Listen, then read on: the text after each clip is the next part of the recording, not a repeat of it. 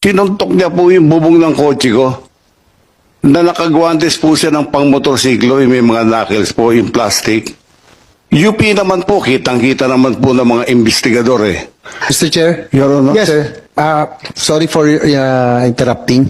Pero ang sabi kasi ni Mr. Gonzales, naka-gloves si Mr. Banjola na pang-motor na may knuckles. Knuckles. Tama po yun? Yes, Your Honor. Kasi meron ho kaming picture na nakuha. Paki-flash na lang po. Pwede paki-flash yung picture para lang close-up image. Parang wala naman siyang... May suot ba kayong guantes nun, Mr. Banjola? Naka-guantes ka no? Naka-gloves ka? Wala pa akong gloves sa... Ayan, Your tama Honor. ba ito?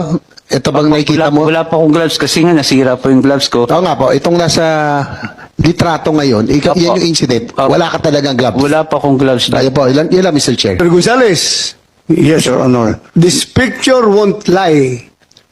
Wala siyang suot na glove.